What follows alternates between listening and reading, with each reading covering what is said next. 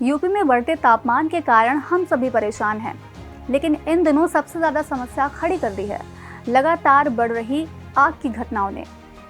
अभी कुछ दिनों पहले ही दिल्ली के विवेक विहार में एक चाइल्ड हॉस्पिटल में लगी आग के कारण 6 नवजात बच्चों की मौत हो गई।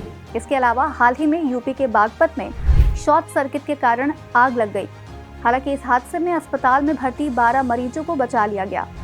राष्ट्रीय अपराध रिकॉर्ड ब्यूरो यानी एनसीआरबी द्वारा भारत में दुर्घटनावश मृत्यु और आत्महत्या पर आधारित एक हालिया रिपोर्ट में साल 2022 में करीब 7,500 से अधिक आग दुर्घटनाओं में करीब 7,435 लोग मारे गए।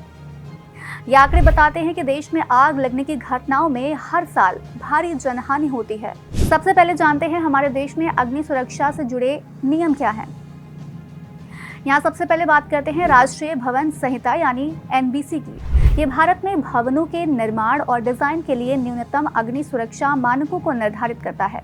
लोगों को जागरूक करने के लिए इसमें आग से बचाव, आग बुझाने और जीवन सुरक्षा उपायों के बारे में विस्तृत जानकारी शामिल है।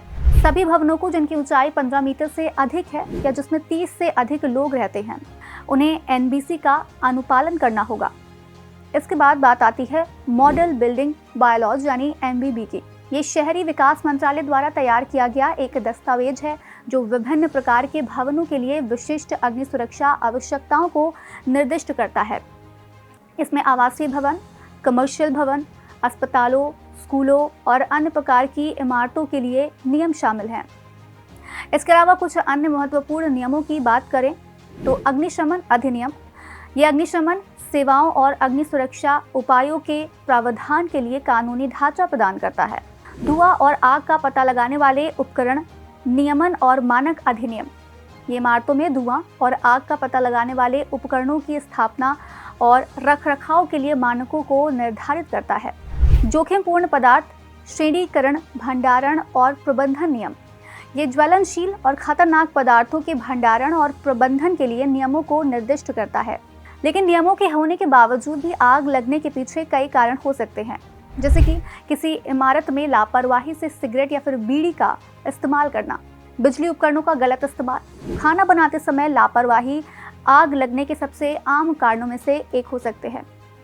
इसके अलावा बिजली की खराबी जैसे पुरानी तारें, loose connection, overload power socket और खराब विद्युत उपकरणों के कारण भी आग लगने का खतरा होता है।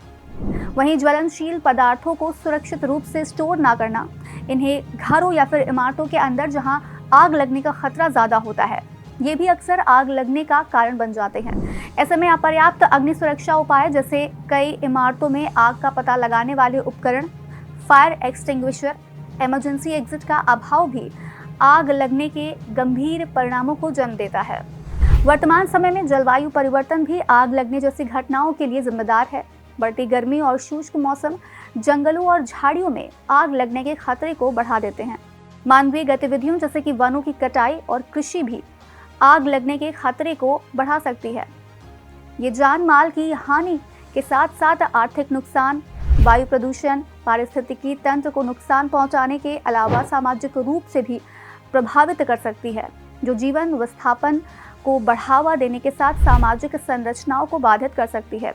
अब उपाय के तौर पर क्या किया जा सकता है? अग्नि सुरक्षा नियमों का पालन जरूर करें, ज्वलनशील पदार्थों का सुरक्षित रूप से भंडारण करें, अग्नि सुरक्षा उपकरण स्थापित करें, अग्निशमन प्रशिक्षण लें, बच्चों को आग के खतरों और सुरक्षा उपायों के बारे में जरूर सिखाएं।